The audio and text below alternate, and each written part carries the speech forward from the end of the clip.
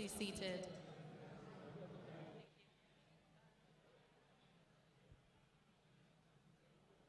Okay.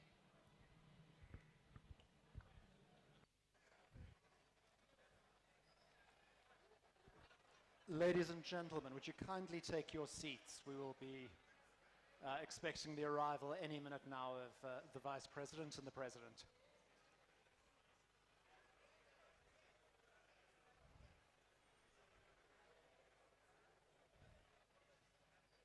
How do you make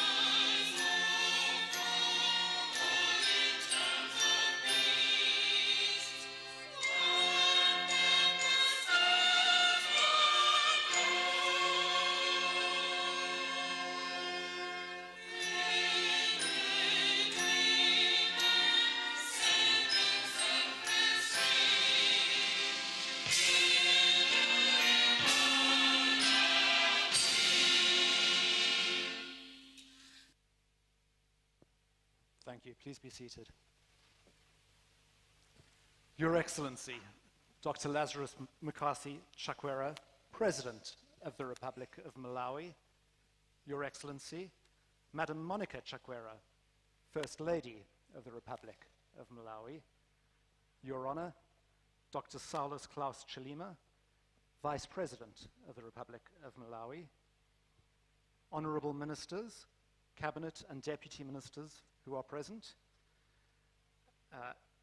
all other government officials and assembled dignitaries, ladies and gentlemen, it is my absolute great pleasure to be welcoming you once again to the Malawi Investment Summit, this time 2023.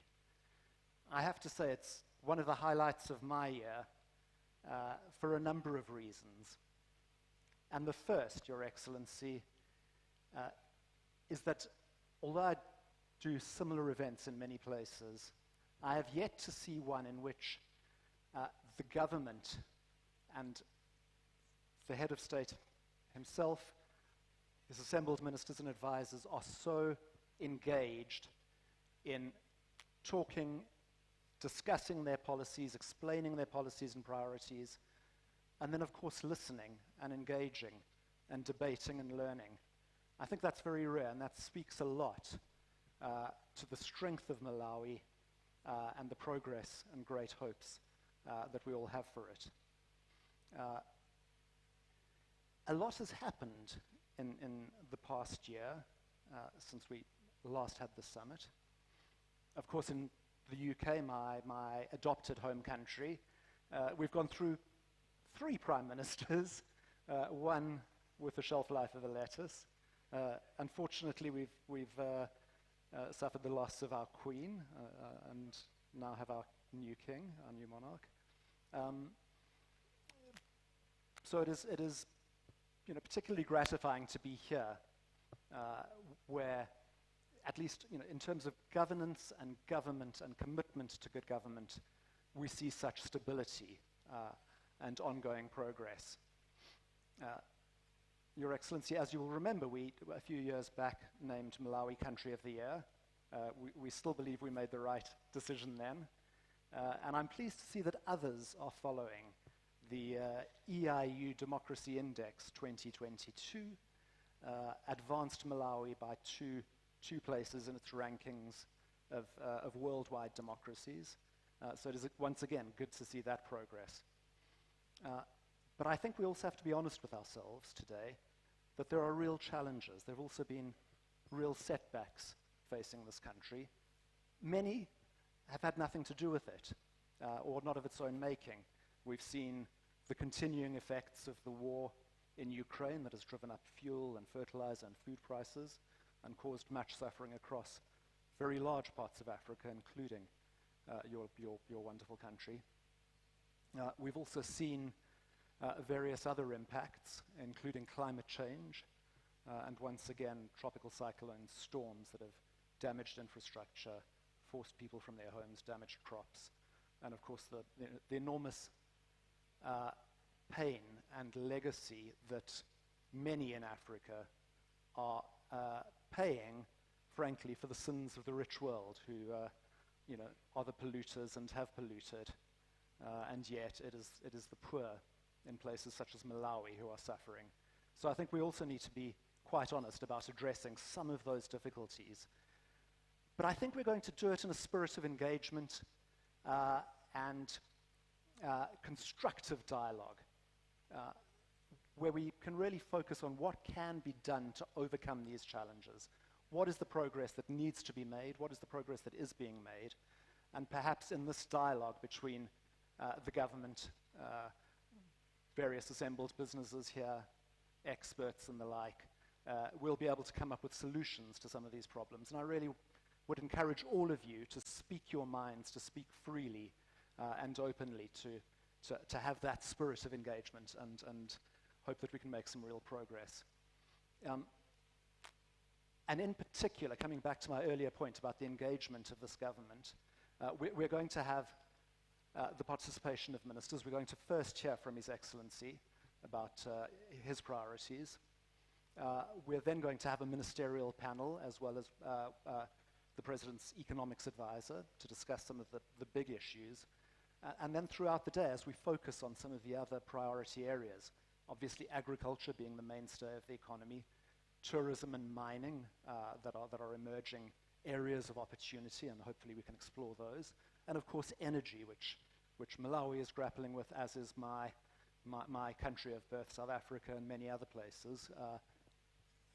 So we can discuss that, and in particular the role that renewables and green energy can play, and whether countries such as Malawi have a real competitive advantage and how they can exploit that.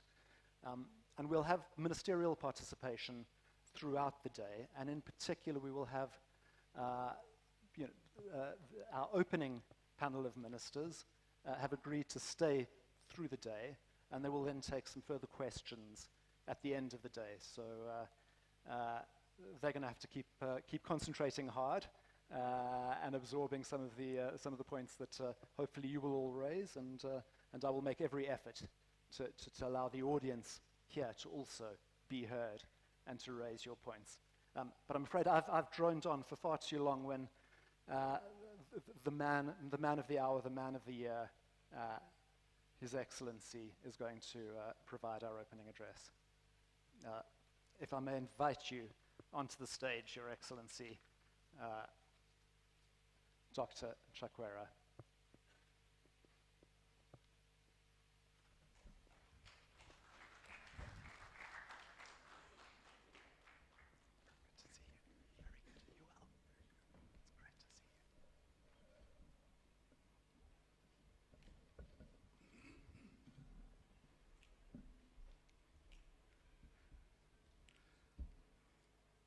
Thank you all, please.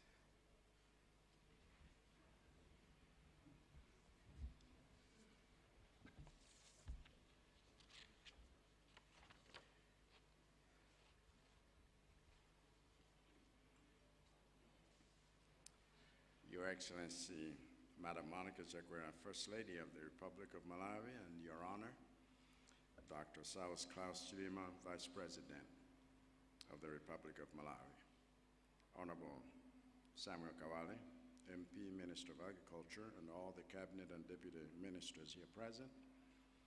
Dr. Janet Banda, SC, Deputy Secretary of the President and Cabinet. Mr. Jonathan Rosendahl, African Editor for The Economist newspaper and moderator of the event. All the panelists here present, all the sponsors of the event here present, senior government officials here present, distinguished invited guests, ladies and gentlemen.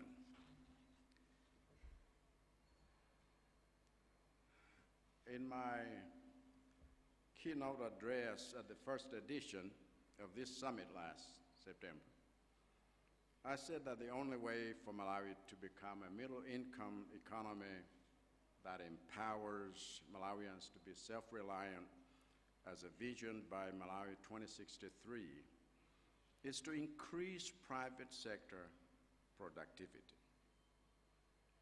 This is because the private sector is the primary domain where a healthy and strong nation creates jobs, creates wealth, and achieves food security.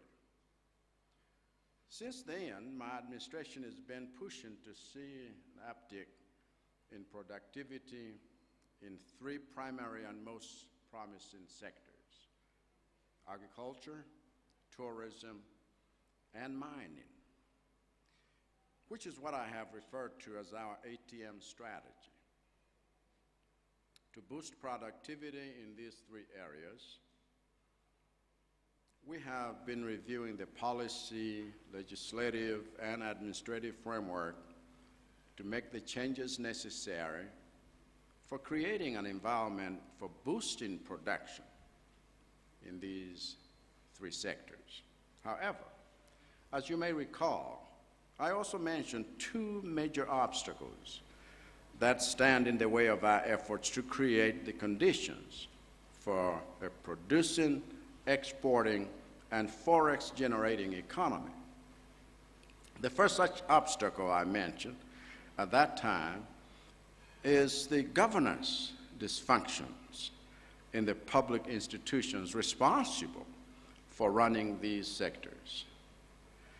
For decades, we have had public institutions that are meant to regulate sectors of our economy, but do not do so efficiently, either because of corruption, or because of slowness of execution, or because of incompetence, or because of resource constraints, or because of political sabotage, or because of petty fights by institutional leaders with fragile egos.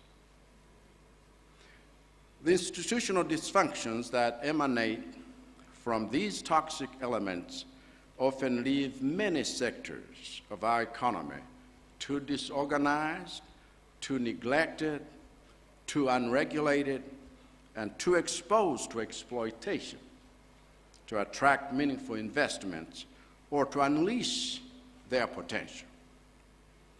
And for this reason, two of the economic enablers we have spelled out in Malawi 2063 are building effective governance institutions and systems and enhancing public sector performance. As such, my administration's present posture is to intensify the level of accountability for heads of governance institutions, streamline systems that are needlessly long, tedious, and redundant, and exacting uncompromising and unapologetic consequences for public service deliverers whose performance is woefully poor. It is my commitment, therefore, to continue on this path of clearing all the bureaucratic roadblocks in the public sector that delay and derail private sector progress.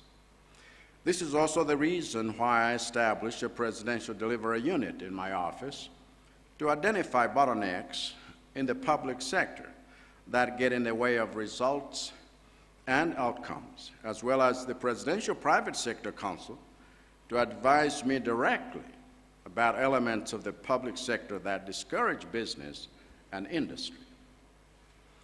The second obstacle to economic progress I mentioned last time is the external shocks that assault our economy without warning and roll back years of work done for the promotion of prosperity for Malawians. At that time, the external shocks I had in mind were COVID-19 pandemic, which forced us to restrict movement, the war in Eastern Europe, which sent the cost of food and fuel and fertilizer through the roof, the tropical storms Ana and Gombe, which destroyed crops and damaged a major power plant, taking out a third of our electricity generation in the process. I did not imagine at that time that there were more shocks coming in quick succession, starting with the cholera outbreak in all the districts of the country in January, a drought in the northern region that destroyed half of the year's food crops in Karonga in February, and the worst cyclone on record that decimated the whole southern region in March. Yet despite these challenges, we are so resolved and resilient in our quest for economic growth through the private sector investment that in the midst of these attacks, we have fully restored the power plant we lost last year, as the Minister of Energy will soon attest, and we have embarked on the pursuit of winter cropping and mega farms to stay on course with our desire to create wealth, create jobs, and achieve food security. So it gives me pleasure to invite you once again to make Malawi the home of your investment. And in view of the opportunities of the ATM strategy for economic transformation, I have my ministers, agriculture, tourism, and mining here, present with a picture of to present a picture of the prosperity that awaits you in Malawi if you build your business here. And because we're serious enough about these things, when we say that Malawi is open for business, tomorrow I'm sending some of these same ministers to South Africa to address potential investors here at the Malawi Investment Forum that our embassy is hosting there. This is because even in my travels and in our international relations, our foreign policy focus is economic diplomacy, which is why we also appreciate our development partners who understand and respect this focus, as opposed to those who come here to busy us with priorities and agendas that are neither ours nor appropriate for any nation that is as young and underdeveloped as ours. Our number one priority is the economy, and that necessarily means empowering and enabling the private sector with the goal of making Malawi the best partner for business and investment. Toward that end, I invite you to speak freely and openly, and I thank the economist and all the sponsors of this event for seeing that Malawi is the best place for this agenda. And I thank you most kindly for your attention.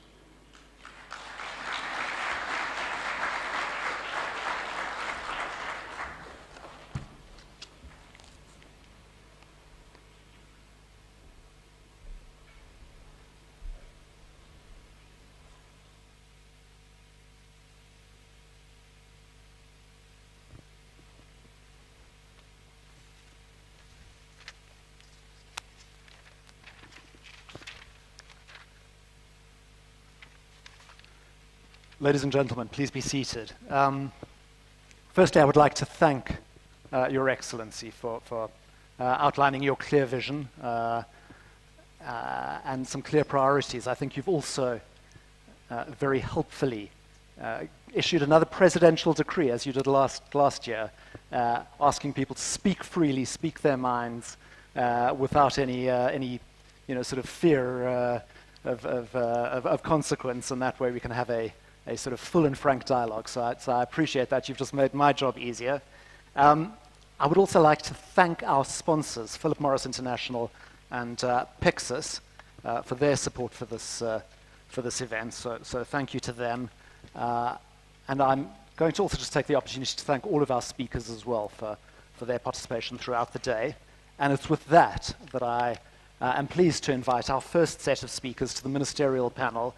If I may invite Ibrahim Matola, the Minister of Energy of the Republic of Malawi, Samuel Kawale, the Minister of Agriculture of the Republic of Malawi, and Chancellor Kafapanjira, who's the Economic Advisor to the President of the Republic. If you would please come and join me in these. Thank you very much. Lovely to see you. If I could put you over there. Thank you.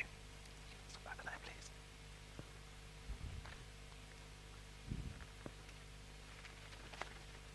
If I can put you on the end. Well, thank you very much for joining us for this conversation. And it comes at a timely moment. I was sitting in my hotel room last night, and I saw that the IMF put out a press statement after its latest consultation. And there were a couple of key points, and Chancellor, I'm going to come to you on some of them. But I noted that they certainly praised Malawi for the efforts that the authorities are taking in order to make progress on the program commitments. They also noted that there has been progress in the debt talks. And Chancellor, if I could come to you first for your overview of sort of what is the kind of economic situation right now? How do you see things? And then if you could just highlight some of what came out of that IMF meetings and progress on the debt talks. Thank you very much, moderator, for asked me to share a few information of how we see the state of the economy. As the President said, the impact of the challenges that have befallen this country continue to actually affect the economy very badly. The President made a reference to COVID-19, and the effects are still with us. The President mentioned a number of shocks that affected this country as a result of climate change. A number of cyclones hit this country. So the overall impact of all this was that the economic growth of this country obviously slowed. And when the economic growth of a country slows, obviously there is also a reduction in how much government can make through taxes. So because of the reduced tax base and also the arrears which the government found when it assumed office in 2020, government has had difficult times in actually making ends meet from the revenue perspective. And this is what has basically led to the debt which has been characterized as unsustainable. At the moment, public debt hovers around 65% of GDP, which is quite high. And it has remained there. It was about 70% a few months ago. So there's some progress being made. But like I said, because the government issued a number of promissory notes, to the people it owed money, the reduction in the level of debt obviously is slow. So what we are doing as a government is to make sure that the debt situation in the medium term at least becomes sustainable. And this is the whole essence or the whole focus of the negotiations that we have with the IMF, restructuring of the debt. And our discussions so far are very positive, and we think that the results will be positive. Our main creditors, and unfortunately, are the domestic financial institutions. About 80–90% of our debt is owed to the domestic financial institutions. But we also owe money to international financial institutions. So the discussions we have with them is that some of the international financial institutions may actually accept a swap of the debts, so that instead of us paying back the loans, we may have to pay some charities that are here, so that they can finance some of the humanitarian needs of this country. So the economy in this country, from the angle of government, is all around how much debt the country has, because the mandatory payments themselves are about 76% of the total expenditure, and that leaves very little space, fiscal space, for government to actually finance even productive infrastructure. So we believe that the negotiations which we have for restructuring the debt with China, with India, who are also our creditors, with the Trade Development Bank within Africa and Africa Exim Bank, all of them are pointing in the right direction that we're going to win. And we think that once the restructuring deals are agreed, we should, over a period of time, have a bit of fiscal space and then have a bit of money in order to finance the development. We also, as a government, undertaking a number of reforms internally, knowing that the fiscal space is small. So there's a lot of automation and the digitalization of the tax system, because we wanted to improve efficiency with which we collect resources. We wanted to make sure we have those resources. And also going forward, we want to make sure that we only contract loans that are concession in nature, and have also got a grant element, maybe of not less than 35%. So we think that by doing that, and also reducing maybe the number of waivers that we give, and restricting them to those investments that have additionalities, yeah, so that every tax waiver has got an additionality to the economy. We think that that is really going to be very positive for going forward. Despite all these challenges, the government is still trying. I did say that we are trying to reduce waivers, but government is also focusing on those areas with a quick win. The president did make reference to the ATM, the agriculture, tourism, and the mining strategy. And within agriculture, in the budget statement of this year, the very positive investments that have been given to large-scale agriculture because of the potential additionality to the economy. So yes, the debt talks, the negotiations with the IMF are progressing very well. The results are dependent on what we get from the discussions with the creditors, but we believe that the future is bright, and we will succeed in our negotiations. Thank you. Thank you very much, Chancellor. Samuel, I saw you nodding vigorously at the mention of agriculture. Is the message seems to be that everyone has to tighten their belts, but perhaps you've got a notch more on your belt than others that you don't have to tighten down, or tell me what your key priorities are, given the overall constraints that the Chancellor's laid out. Well, thank you, Jonathan, and Your Excellency, Right Honourable. Yes, he did talk a little bit about the emphasis about the agriculture sector in Malawi. Whether we like it or not, but it's going to be the driving ministry of our economy for a very long time. But it shouldn't just be by name. We also need to make sure that we put in place mechanisms to make sure that we deliver at all cost. Despite the challenges that we've faced over the past couple of years, the President elaborated the issues of COVID and the war that is happening in Europe. But all these things have also given us an opportunity to adapt and come up with ways we can overcome these things in order for us to reduce the burden that the Minister of Finance and the whole economy has, which means you have to produce at all cost. The production of various crops, even though when you talk about agriculture, a lot of people, they think about crops a lot, but we also have livestock, which is something that we need to emphasize a lot. But in terms of the processes that we've put in place, they are very good. We talked about Mega Farm, which is the President's flagship project that we have to execute at all cost.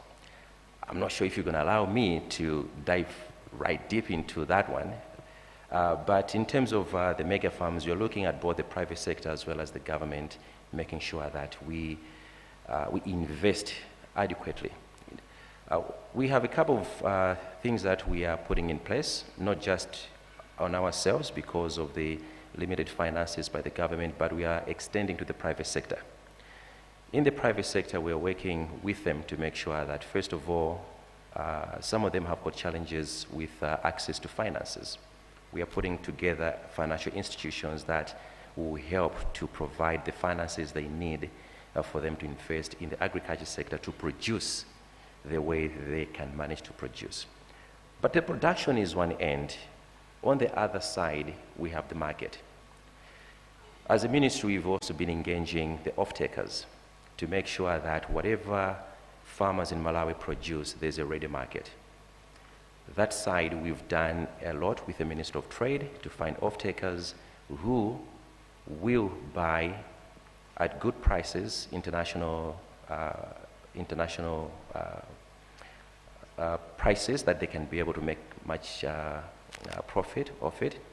We've managed to identify those off-takers to help our farmers produce enough and bring back the necessary forex so that the economy can continue to do better. On the same mega farm project, we realize that not everyone can have 5,000 or 10,000 hectares of land. That's why we're also focusing on the small, medium, and large-scale farmers who we are calling anchor farms. these are the people who have the ability to produce on a large scale using irrigation to make sure that the whole country is producing and bring the necessary revenue that we need. Thank you, Samuel. I'm going to push you just gently for a second with two points.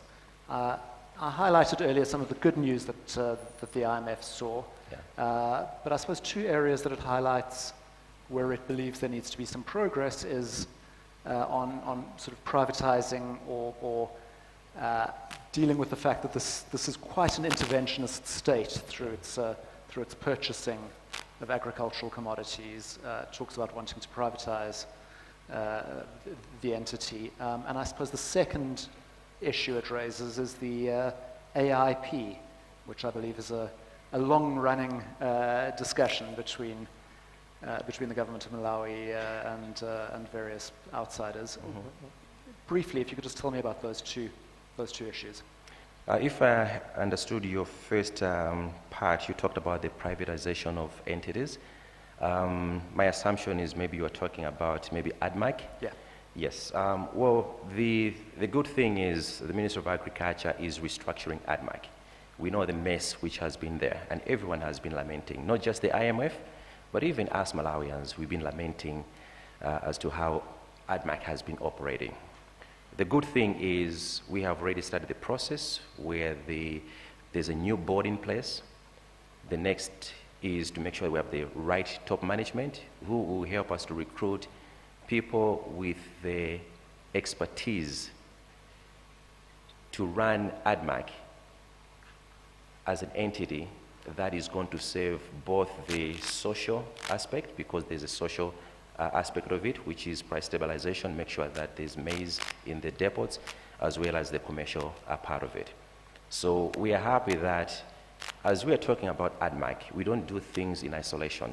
We talk with development partners, we talk with other stakeholders to make sure that ADMAC is operating very well. So we are on a right trajectory right now. AIP, I'm very pleased also to inform you that since last year, the President articulated very well in terms of the AIP reforms. And we keep on being the loudspeaker to let people know how AIP is going to be reformed, which is going to be in 4 phases or 4 categories. The first one, we realize that not everyone who is old or has a disability that prevents them to work in the field is supposed to access fertilizer. So the first group of people, those with disabilities and those who are elderly, are going to be on a social cash transfer program. Now the development partners are very happy about that because we are serving people in the villages who are needy. The second category, those who have energy but they do not have land. Those are being put in the second category where they're going to be on public works program. They're going to work, get paid, have access to food that they need. The third group is the one that has got energy, have land that they can produce. That third group will be under AIP. The fourth group, this is the one that has got energy, has land, can produce more. We are now transferring them to the agriculture commercialization program.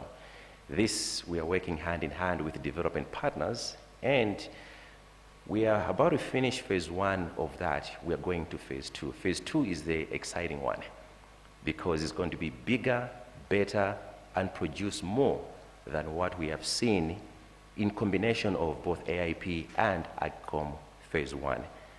So as a Minister of Agriculture, we do understand the importance of productivity, and we also understand the importance of doing things the right way, having programs that will not just drain the resources that we have, but produce to bring the resources that we need as a country, both at a micro and also at a macro level. Thank you very much. As you know, we're going to have a more detailed discussion on ag later. Yeah. I'm sure people will respond to your... You've laid out your stall, they will respond, and you will have a chance to comment. And Ibrahim, last but far from least, given the importance of your sector, the President highlighted, again, some of the progress made in repairing generating capacity that was damaged last year in Anna, was that last year's storm? I forget. But could you tell me again, within the sort of constraints that we're talking about of tight fiscal constraints, what are your priorities? Where is your energy going right now? What is the sort of situation with generation and overall kind of regulation of the power sector? Once again, good afternoon. Masaa al khair, masurasei, habari za mchana. Indeed, I'll begin by quoting what the Chinese professor said. A journey of 1 million miles began with a single step. End of quote.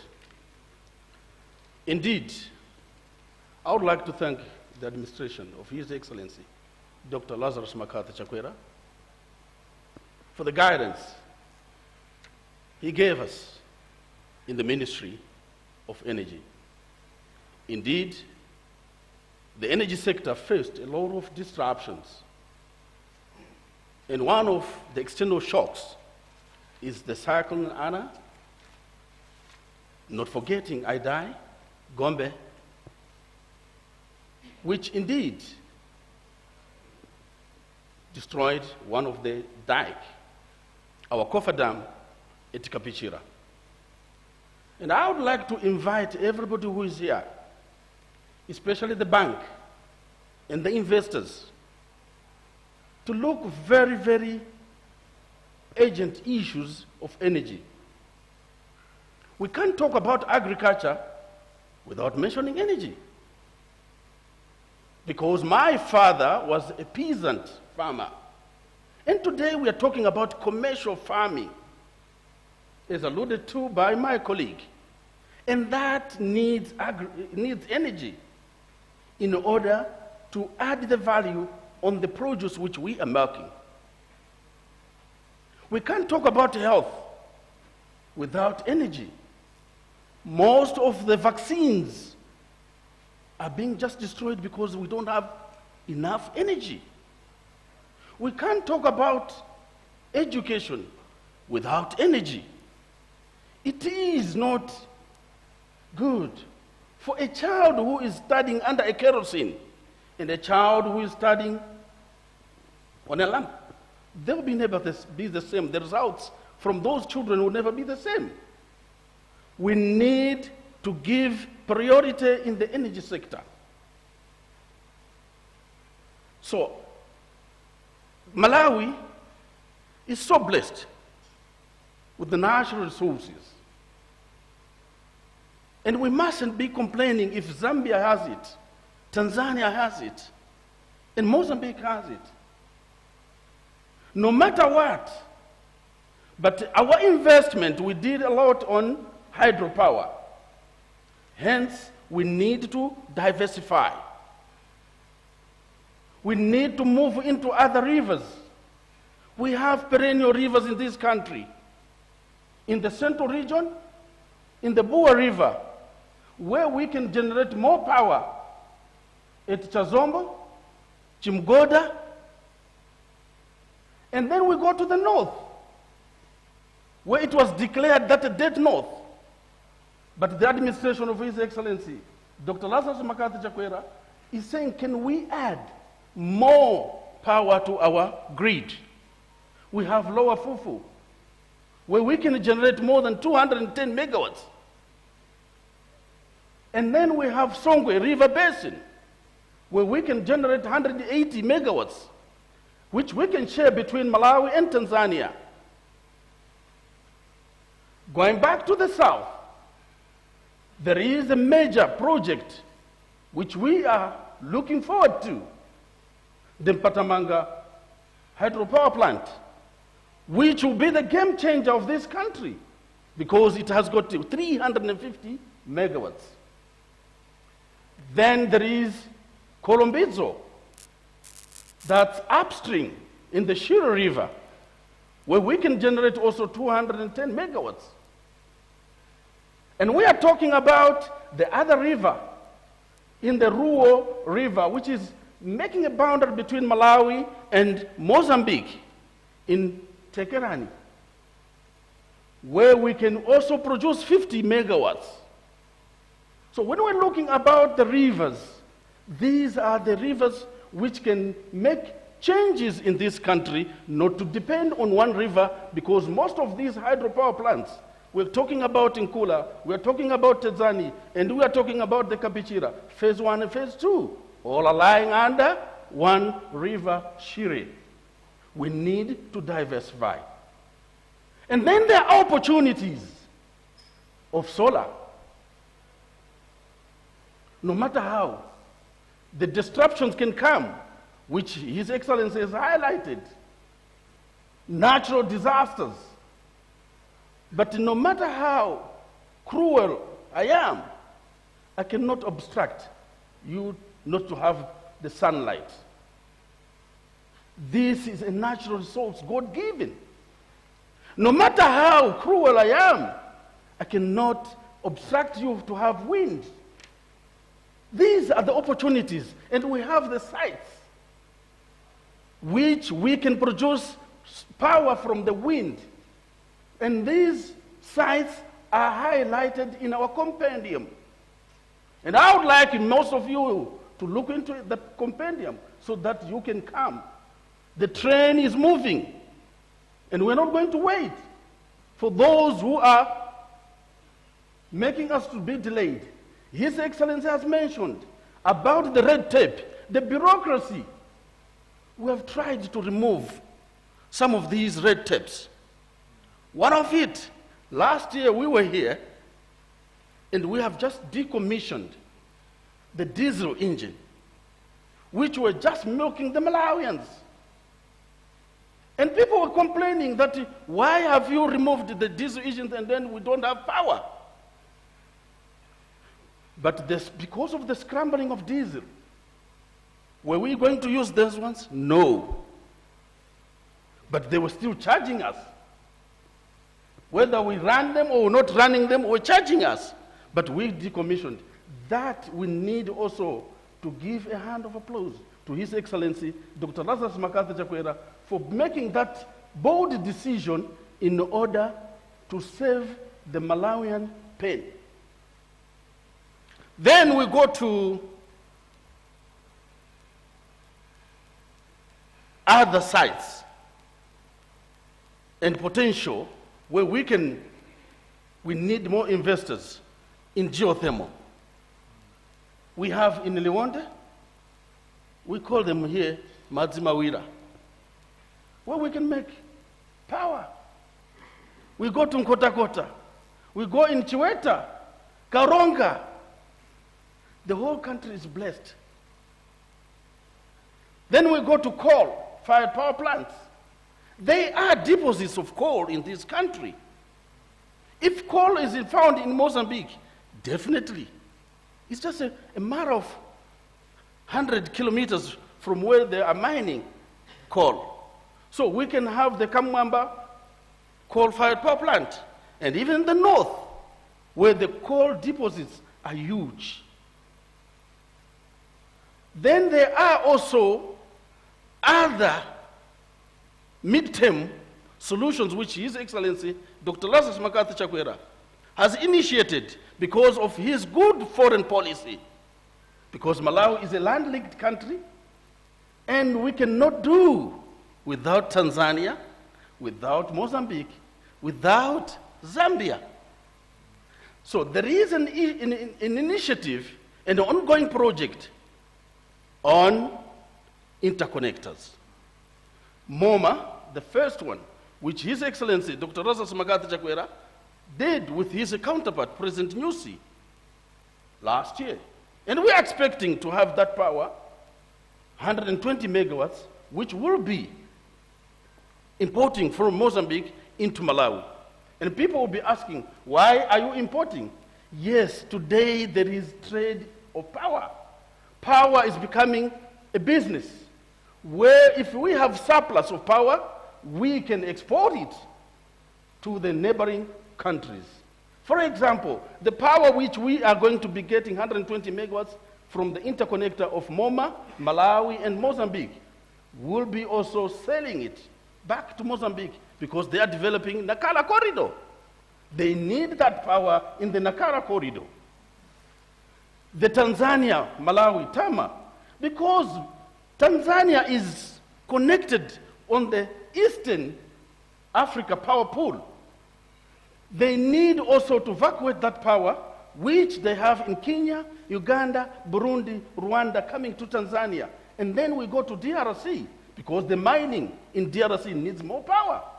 And this is the opportunity for Malawi to have the interconnector between Tama, Tanzania, and Malawi, so that we can sell that power to Zambia, or we can sell it to DRC. Then there is Zama, Zambia and Malawi. We are intending to be exporting from Zambia 50 megawatts. And that power also will help the Zambians, because in the eastern part of Zambia, that's where they are mining, having copper mines. So it will be a great opportunity for Malawi, because we have also mining companies which are coming. Last week, my counterpart, the Minister of Mines, signed an agreement with the Global Melthouse. So they need more power.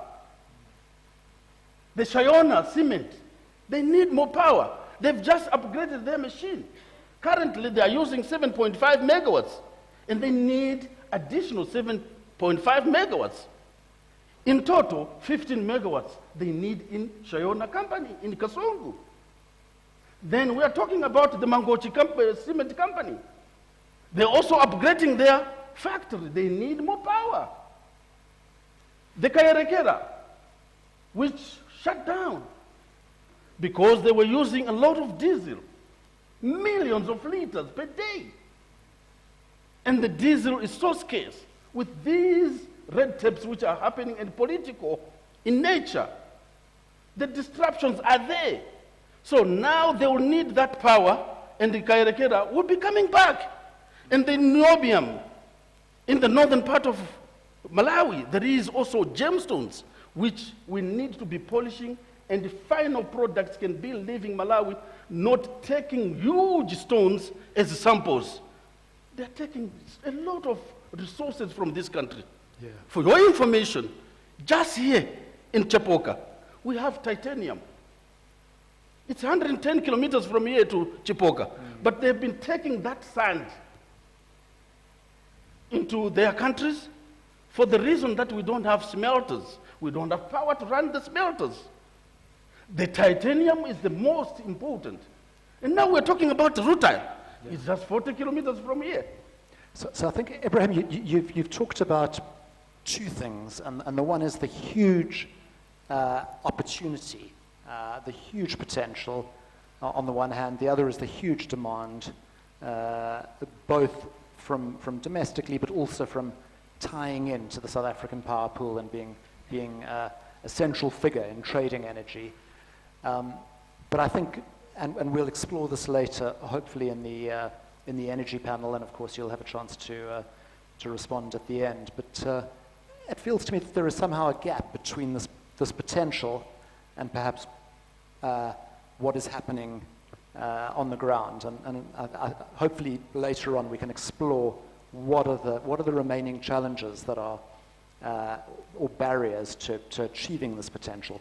Now I'm going to slightly annoy my colleagues because we are in theory out of time on this panel, but I would like to bring in the audience. So I'm going to take two questions, and I'm going to ask for a very, very brief 1 minute, sort of really make a short, sharp question. I'm going to take two. Could I see any hands for questions? And if we have a hand in the middle over here, that's number one, and number two. So number one, if you would, over there, and then number two over there.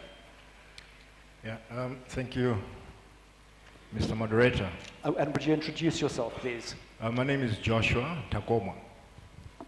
My question goes to the Minister of Agriculture on the issue of mega farms. Now, while mega farms is a good concept, However, investors are not willing to invest when there are policies that work against the marketing arrangements. For example, we have the export bans, also called the export restrictions. So, they, let's say, invest in 1,000 hectares of soybeans, but they don't want to be stuck with it on the local market. They want to export it, and marketing arrangements are long-term. So export bans or export restrictions do a lot to disrupt, marketing arrangements. Thank you very much, Joshua. Yeah. Sorry. Yeah. I think we get the question.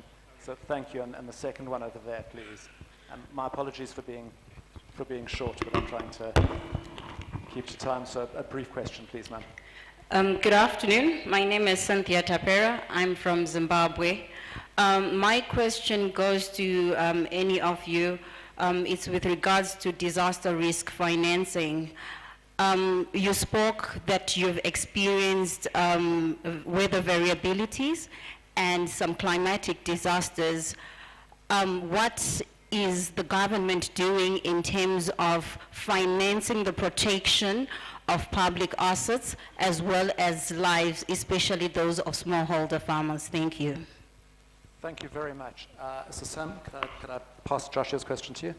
Thank you very much. Let me start with the question from Joshua. He was lamenting about the export bans. Now, this actually happened yesterday. The Minister of Trade issued an export ban to address a particular incident. The thing is, in Malawi, we do produce a lot high-value crops. Unfortunately, most of the crops that are going out, they're going out not by people who are supposed to take the crops out. So it's smuggling, to put it mildly. So we are trying to address that issue of smuggling, not because we want to punish those who already have market arrangements across the country. If you were to understand some of the people whose trucks were apprehended a few days ago, most of them had no papers. They were supposed to have 3 documents for them to export, but most of them had no paperwork. So this is a temporary measure to address this particular incident. But the Minister of Trade, they know that everyone who has the right documents to export, they will continue to export. So this is a very temporary measure. We've been working hand in hand, Minister of Trade, Ministry of Agriculture, as well as MRA. So we're working in sync to address this particular issue. Thank you very much. Secondly, there was a question by Cynthia, where she talked about disaster risk and financing. Well, I am pleased to respond to you, Cynthia, that the Ministry of Agriculture has been discussing with finance institutions where we are going to make sure that people start getting crop insurance. We started last year on a small scale, but we're going to increase it this year. I must apologize that I might be preempting this, but one of the AIP reforms we want to do is to make sure that our farmers who are accessing AIP, they also have access to crop insurance to make sure that they don't lose out. So briefly, let me answer that. Yeah. Thank you very much. I think I'm going to have to end us there. We can pick up some of these issues later in the agriculture session, as well as further issues in the energy session. So if I could please ask you to join me in thanking our panelists for their insights, their views, and their forthrightness. So thank you.